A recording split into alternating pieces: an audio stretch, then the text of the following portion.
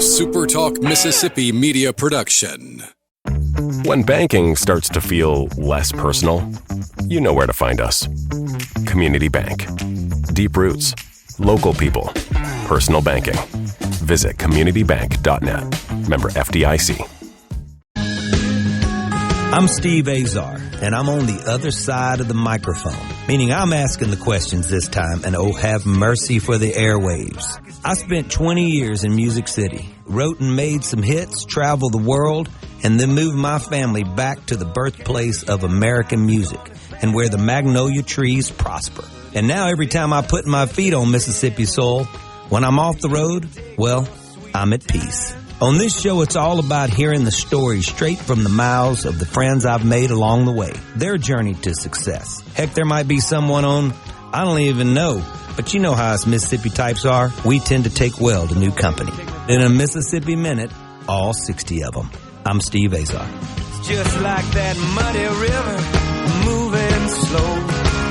Ain't no worries, it's how life goes, baby. In a Mississippi Minute.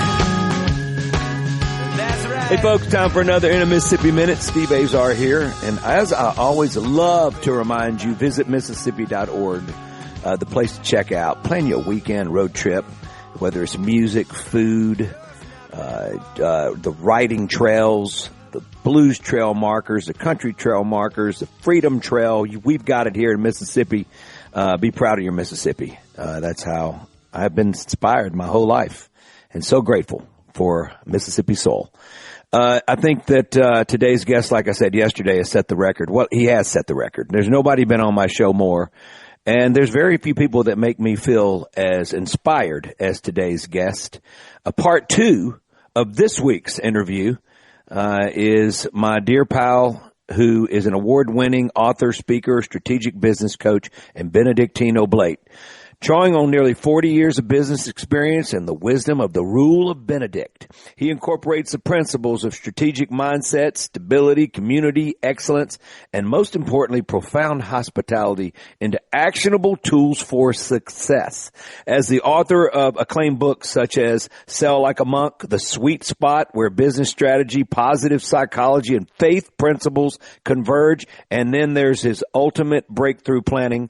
Upcoming in July, as we heard yesterday, we got a little insight on the skinny, is More Thriving, Less Grumbling. His fourth book will be available for all of us to partake and learn a whole lot about how to do things as ethical and wonderfully and successfully as possible. So let's get to it. Part two, for the 15th time, part two, my pal Mike the Monk Guy Farrell. Hey, Mike. Hey, Steve. Here we go again. Here we go again. Never fails. I can always say something that gets you to break into song. Such a beautiful song. I love it. Here I go again. So, Mike, the NFL draft has started. Yes. And you and I are Notre Dame guys, and we see that two of our tailbacks, which didn't get to play in the playoffs for some strange reason, are actually drafted in the first round, the first time since the modern era. Number 3 and number 32 or something? Yeah. You know, it's a tough deal for number 3. First of all, it's a little bittersweet for me because the tailback from St. Joe, Trey Benson, who got hurt last year, had made his way into the starting role. And now you think about all that work he's put in, and here comes Jeremiah Love, who's going to be paid very well, and you know he's going to play. Right. And then Notre Dame's number 2 back, Jadarian, made it to Seattle, who just won a Super Bowl. Right. You're almost better off being not you get the money, but man, you're going to a team and you're going to a situation where you know, the Cleveland Browns, there's just Jets. There's just been some bad decisions made over enough years. And we talk leadership with you, right? Right. So you're in that locker room, you're in that room with the GMs and the team coaches and the managers and the owners and all that, and y'all are trying to make the best decision possible. How would you go into the draft and look at your team, look at your salary cap, look at everything, and where would you evaluate players? Well, and I probably would look at it a little differently than your typical NFL GM or executive, but I want a good human being first and foremost. Yeah, I knew you were going to say that. I want somebody that's going to be a positive presence in the locker room. I want somebody that exudes that work ethic, that they're going to do what they need to do to get to where they want to get, and they're a team player. It's not all about their awards and recognition and all that kind of stuff. So, first and foremost, I think that's where I'd start is let's start about the character of the individual. Obviously they've got to be talented, but let's face it, anybody that's getting drafted on the first night is talented. Yeah. So, where you're putting them, and I hate to beat up on the Browns, but I think they're a great example of, you got to look at it and scratch your head every year and think, my God, what are they thinking? Well, even when they take a great player, they try to make them mediocre. It's funny because don't forget the Browns really are the Ravens because they sold. And that became the Baltimore Ravens. Right. And back in the day when you and I grew up, the Browns were always in the mix and are, really good program. Well, that was those owners. So what happens when these people come in and buy teams and they just can't they just get in their way? What's happening business wise and these decisions that are making, even when they draft good players or great players, they can't develop right. them. And I think you can look at a lot of those folks. And I don't think it's just the NFL, across all professional sports. There's those owners that seem to think that they know everything about whatever sport it is.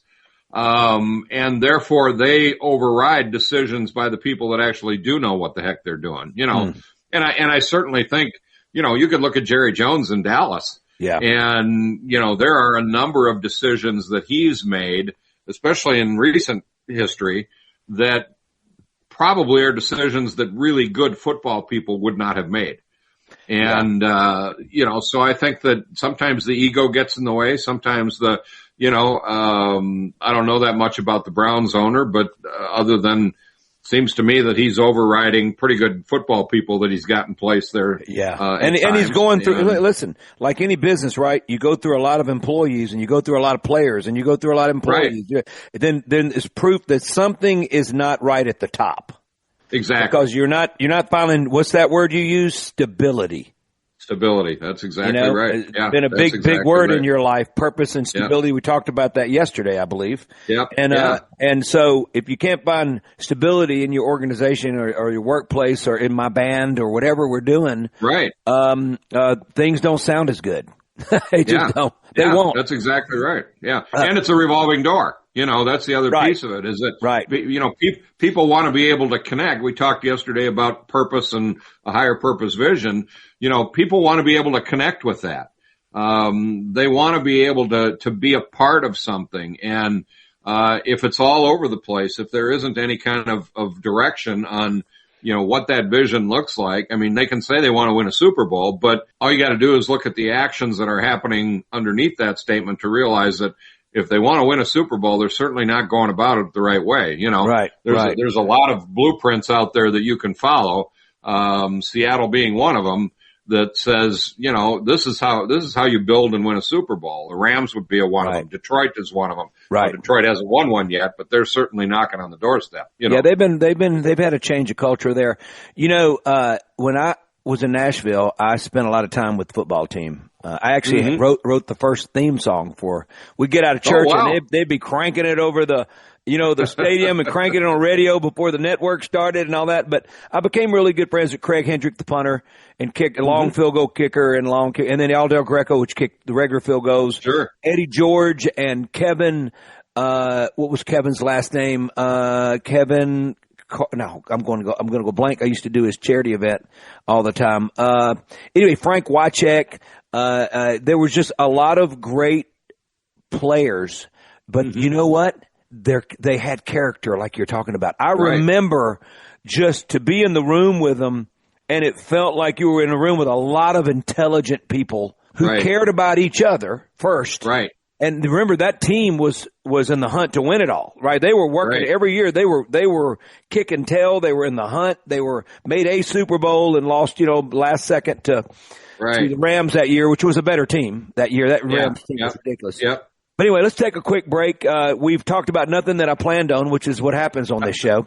I know all you guys listening are going, Steve, what are you doing? I'll tell you what I'm doing. I'm in love with Mississippi. Visit Mississippi.org. Check it out. Be proud of your Mississippi. Invite guests in. Sometimes they may never want to leave. I'm telling you, it's a good thing, what our state has to offer. And I'm so proud of our Mississippi, and I'm grateful. I'm grateful for my pal, Mike, the Monk Guy Farrell. Go to themonkguy.com and sign up for his weekly newsletter and get inspired every Wednesday. That's when it comes out. We'll be right back.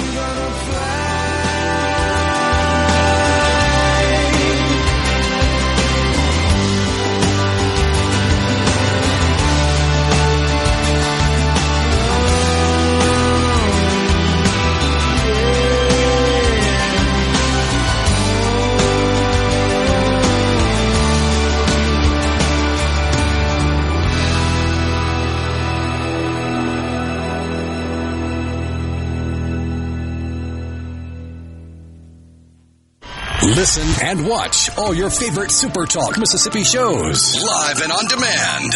Listen to tons of music. Plus, get the latest breaking news from across the state with the SuperTalk Mississippi app. The SuperTalk Mississippi app.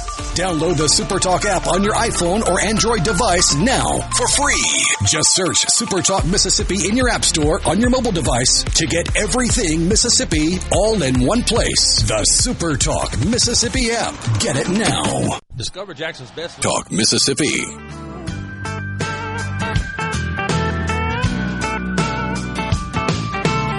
You guys don't go to themonkguy.com, then Mike Farrell's going to think that nobody is listening to this show.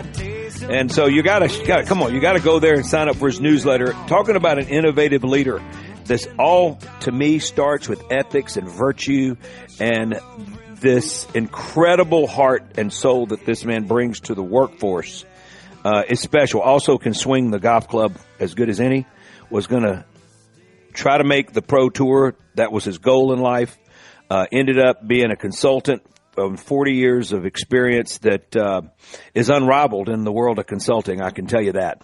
Visit Mississippi.org. That is unrivaled. We are the birthplace of America's music. There is no Stones. There is no Beatles. There is no, can we start? Where do you want to start without Mississippi?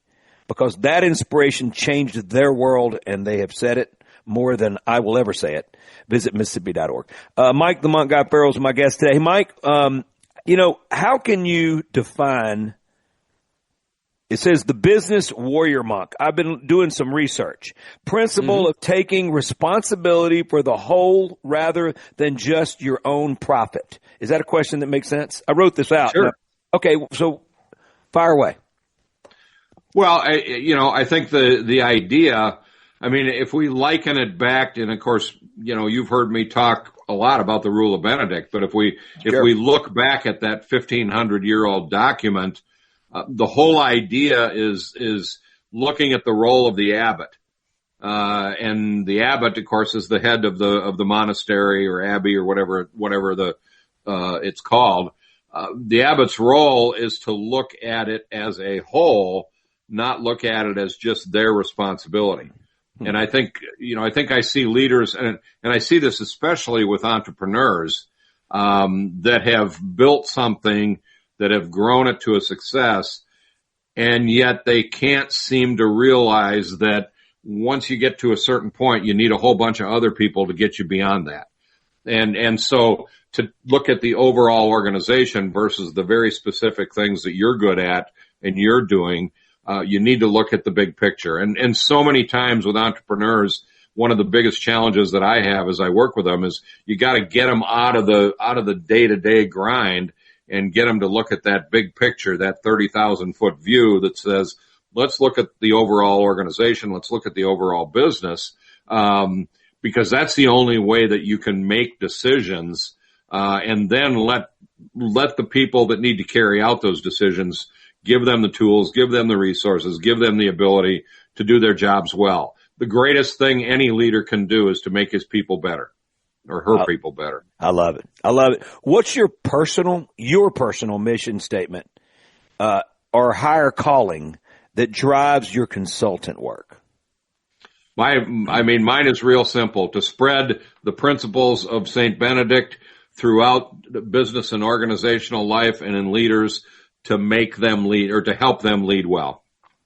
Can I ask you what led you to the Benedictine practices, and where were you in your life when you discovered it? Yeah, I mean, personally, it was like where were you personally? Yeah, it was when I was writing Sweet Spot, or right before I wrote Sweet Spot. I had just come out of a stretch where I had been trying to help people overcome the financial crisis in 2008, talking folks off ledges for the better part of 2 years. I got to the point by 2012, that I was burnt out. I was, the impact that had on me. Initially, it was great for business, but as it went on, it was really one of those situations where it was ripping me up too, because it was really, I'm constantly dealing with the negative of what's going on based on what's happening with those clients that were going through that. And so in 2012, I decided to take a step away, and take some time away from my work, and really started thinking about writing the Sweet Spot. And at that time, I was introduced to somebody that introduced me to the Rule of Benedict. And the first time I read it, it kind of piqued my interest. But then I read it again, and the second and third time I read it, it was like, wow, these principles are absolutely incredible, because what it really is it's a blueprint on how we live and work in community, and how we live and work and pray in community. So it's a fascinating document, and the principles that you can pull out of it can benefit any organization. I mean, Benedict was known as the father of Western civilization, and all of the things that come out of that rule were incorporated way back in 600-700, the 6th and 7th century. And so it was those things that really, what's amazing about that document, it's been around 1,500 years, and there are still many, many organizations that use it as a tool. We've got a big healthcare system here called Azar. Azar was founded by the Benedictine sisters, and those sisters to this day still have a seat on that board, and everything, the principles of the Rule of Benedict are still used as an operating principle within. They haven't been watered down by life as we know it.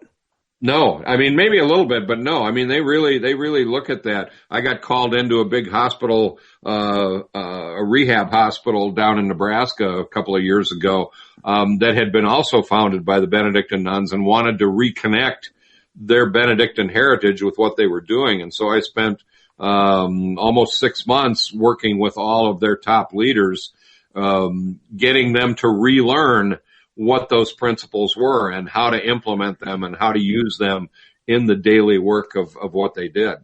What was happening? Were they sort of getting, I say times change and things change and people change and you have all these distractions and all this. So were they sort of gradually getting away from those fundamentals and just sort of all of a sudden they're miles away? And of course, one of the challenges with any leadership is there's a lot of shiny objects out there. There's a lot of, chasing and trying to do the latest and greatest ideas of leadership. And that's what I love about the Rule of Benedict is it's not the latest and greatest leadership fad. This thing's been around forever. It is solid foundation. And in fact, if you look at a lot of these shiny object leadership things, you can probably find a principle in the rule, that is the foundation for it. And that's what I love about it.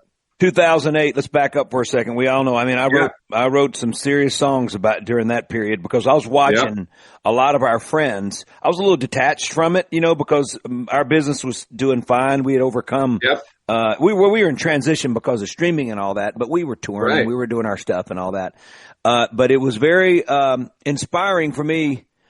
You write songs out of pain and there was real stuff going on.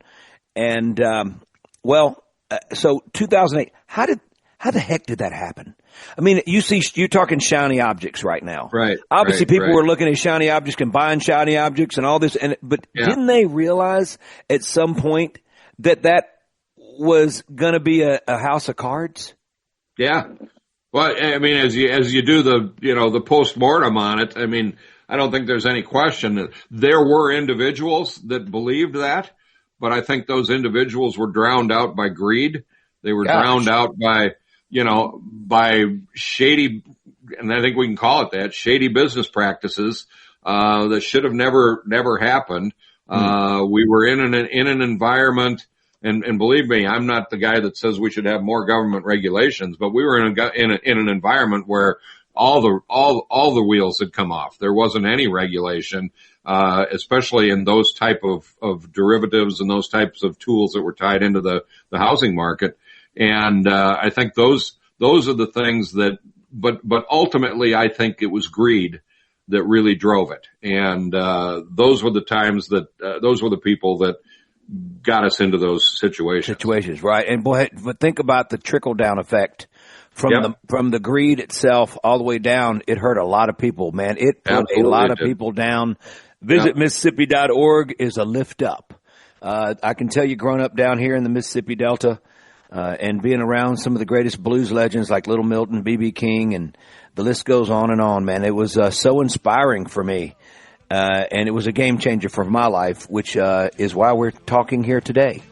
Grateful for my team at SuperTalk. Go to visit Mississippi.org. I'm with Mike the Monk Guy Farrell. Go to themonkguy.com. Sign up for his weekly newsletter to get your hump day, which is when he sends it out, cranked up. I'm telling you, it's inspiring. I sure want to know what it finally feels like to be doing it. I'm doing it right. I'm still trying to find my way. Up to $20,000 available for first-time home buyers. Hey folks, Steve Azar here. Helping is the heart of our friends at Guarantee Bank. They offer programs like the Home Buyer Equity Leverage Partnership Grant that can assist qualified first-time home buyers with up to $20,000 towards down payment and provide home ownership counseling to empower you on your journey. These funds are first come, first served. Learn more about this program and to apply now, go to gbtonline.com. Guarantee Bank, member FDIC.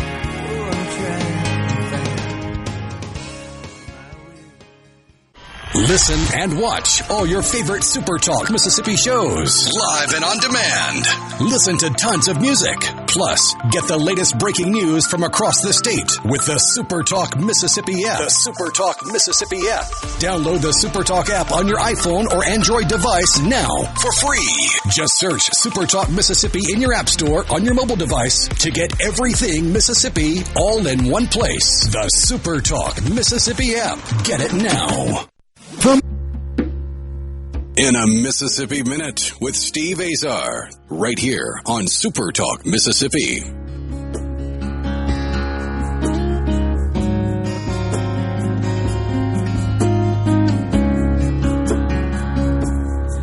You can tell I'm really good friends with today's guest.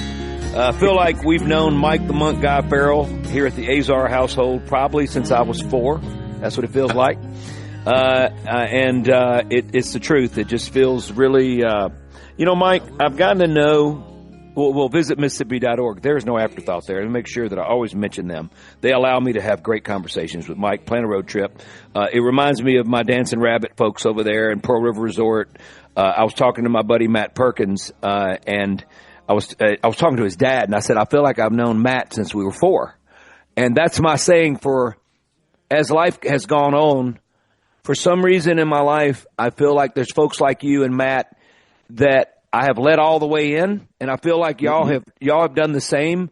As we get a little older, I think we're a little bit more we're not cautious as much as we're experienced in understanding the relationships that you need to have in your life.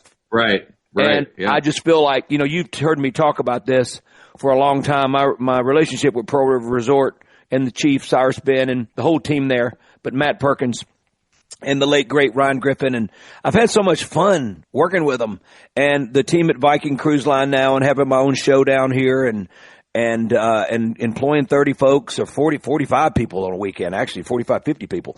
It's been such a blessing to get to do what I do and celebrate my songs I wrote about Mississippi, or a portion of them, and make that matter to people coming in from all over the world on my soil, on my dime, on Mississippi soil, in my hometown.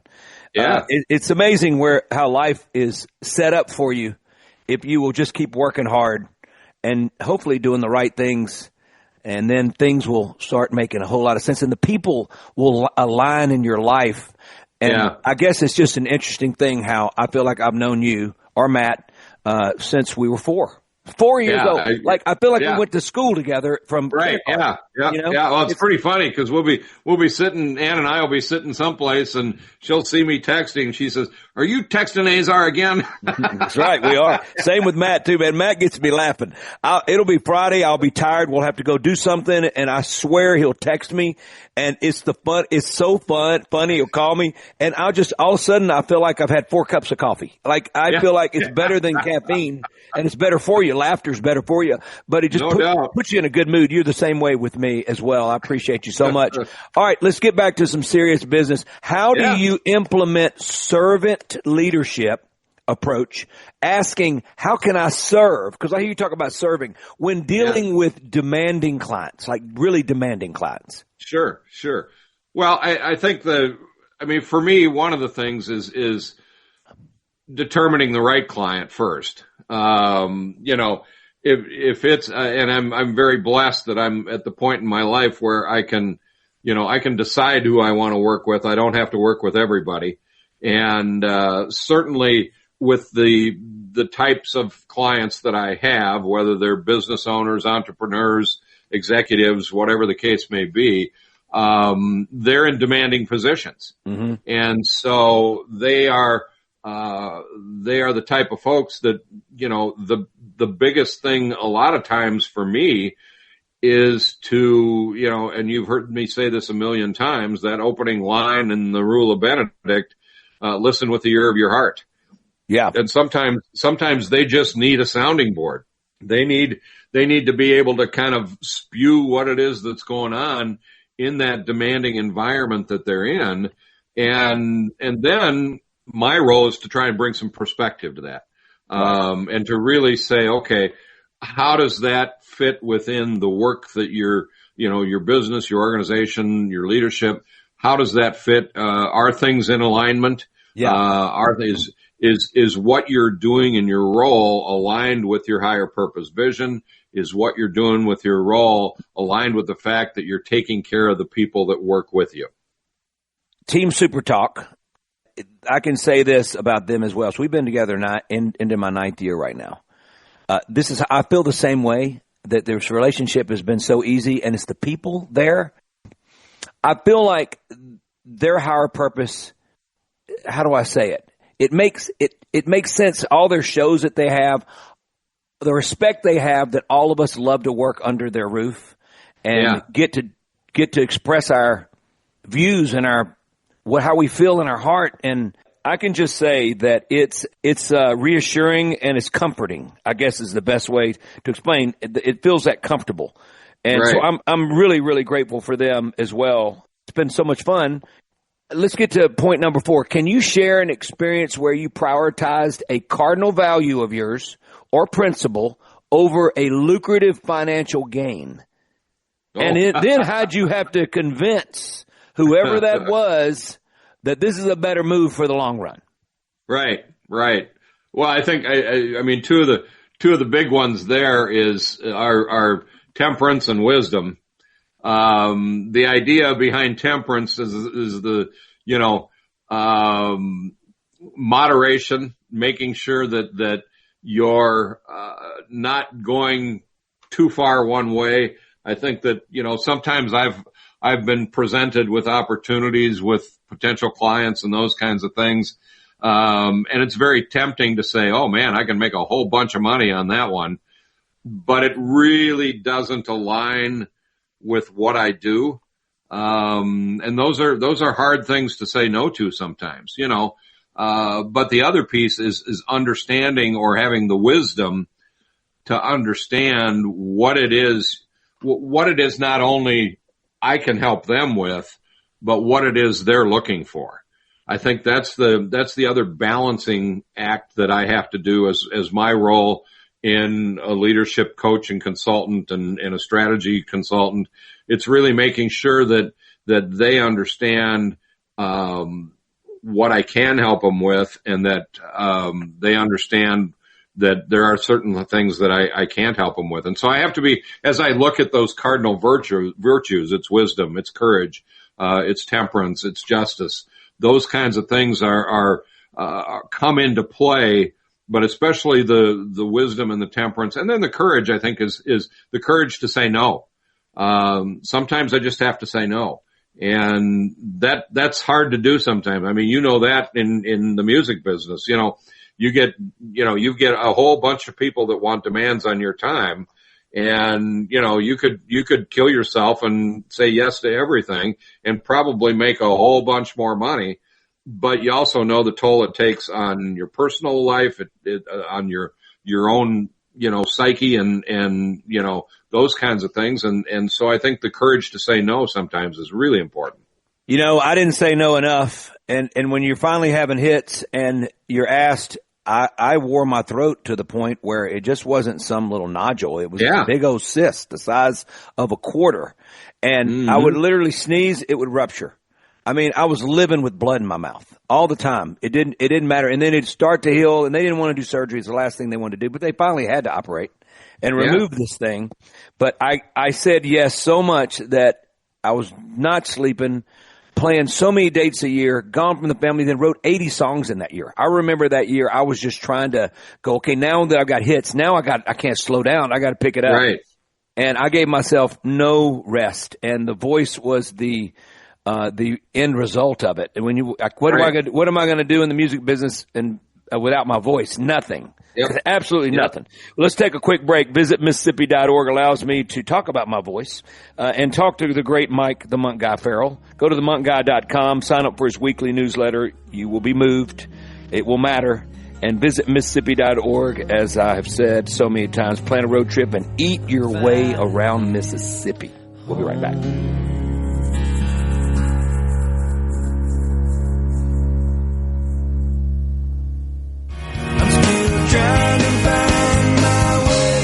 Up to $20,000 available for first-time home buyers. Hey folks, Steve Azar here. Helping is the heart of our friends at Guarantee Bank. They offer programs like the Home Buyer Equity Leverage Partnership Grant that can assist qualified first-time home buyers with up to $20,000 towards down payment and provide home ownership counseling to empower you on your journey. These funds are first come, first served. Learn more about this program and to apply now, go to gbtonline.com. Guarantee Bank, member FDIC. Your next customer is searching online right now. Will they find you or your competitor? If your website is outdated, slow, or hard to use on a phone, you could be losing business every day. SuperTalk Mississippi Media builds sharp, mobile-friendly websites that look great and work even better, and they're more affordable than you might think. We can drive customers to your new website with powerful radio commercials and targeted digital ads on Facebook, Google, TikTok, Hulu, and more. Call SuperTalk Mississippi Media at 601-991-2305 or visit stmmdigital.com. Securing America.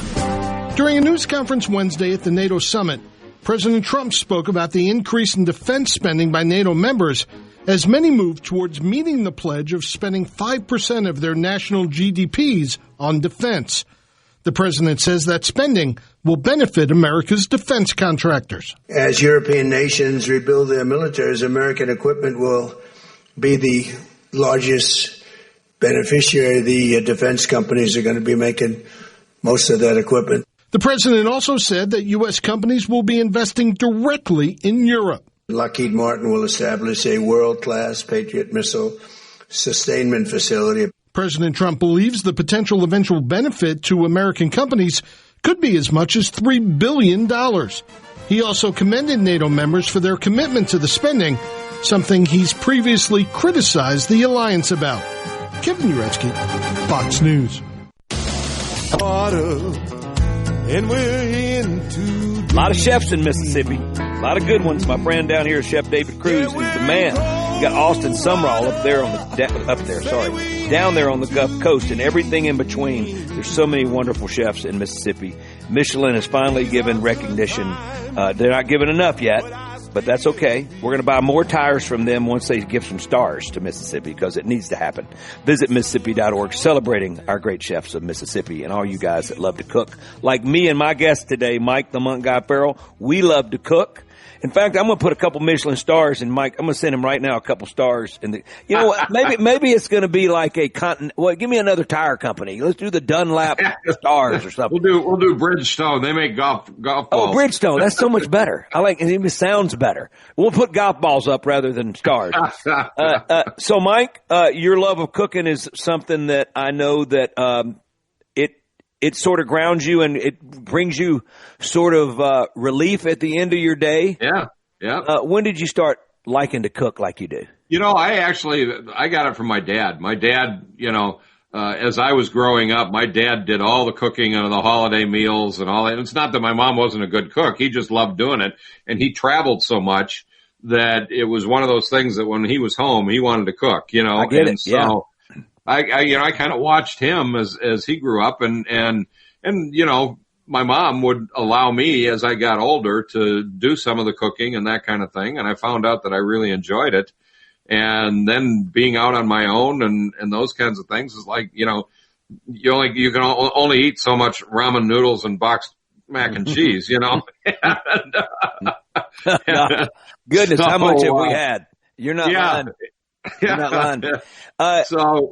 So really that's how I really got my love for cooking, I love it. You talk about when you were coming off the road, man. Gwen and I would be planning our meals, and it affected all three of our children. Adrian was a little late with the cooking thing, but by the time he got to college, he got all into it. And so he caught up. But of course, Cecilia, a chef now, is a Strack, really good cook. They will call us or talk to us about food before they'll talk to us about anything. And the one thing I think that we implemented and nurtured into their being was the importance of making that meal, having that time to talk. That's when we actually had conversation that penetrated and that was worthwhile having while we were cooking. It's almost like you couldn't have an argument while you're cooking because it's too... Yeah. It's like you're in like higher ground. You can't, it's like you're walking into church. I don't mean that, walking into church. Nothing's greater than walking into church. But you know what I mean? It's almost like it was off limits to have an argument while you were preparing something so beautiful. And sometimes it didn't work out so beautiful. You had a lot of missed meals. Yeah. I look at when Ann and I first met, she has 3 children and I don't have any. And, when she and I first met, as the kids got to know me, I figured out fairly quickly that the best way to get them on my side was through their stomachs. And so, I was cooking for them all the time. And now it's funny because now, one of them will say, well, when are we doing another family dinner? When's Mike cooking again? And so, nobody gets as excited over the holidays as you do. It's interesting because I'm looking forward to cooking, but I'm really not because I've got a lot of people coming to town. You do too. Right. And you handle it a little better than me because I know that by the time we clean the kitchen up, we're cooking again. And it's a lot of, extensive menu, items. Right. You know what I mean? It's not like it's just easy. You're cooking something quick. So I get a little bit exhausted with it. Oh. Yeah. You don't seem to get that way. By the time that last meal happens in the holidays, I can't wait for them all to get out of there. Yeah. Okay. Well, that makes me feel better. I kept thinking you're at. Clap. Oh, thank goodness. Thank goodness. I always felt like, well, you seem a little bit like odd in the fact that you just want them to stay for another week. We want them to. No. No. I know. And the beauty of it is they all live within about 5 minutes of us. So at least I can get them out of here quick. Oh, goodness gracious. So Mike, your book's coming out in July.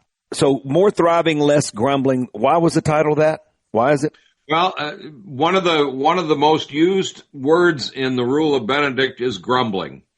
Really? And Benedict, I think mentions it somewhere around 9 or 10 times within the rule that grumbling is not accepted. And if grumbling is happening too much, then there's an underlying issue that you need to look at, And so really taking that, that word has struck with me since first reading the rule, and that Benedict did not tolerate grumbling. And I think we've got all you got to do is look at the engagement numbers in the world today. We got a lot of folks that have grumbling people.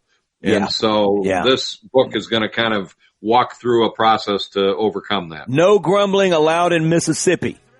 Just turn the music up. We're the birthplace of America's music. My guest, Mike the Monk Guy Farrell, part 2 from yesterday, but that is like the 9th part 2 we've done. I can't thank him enough. Mike, you're the best, my man.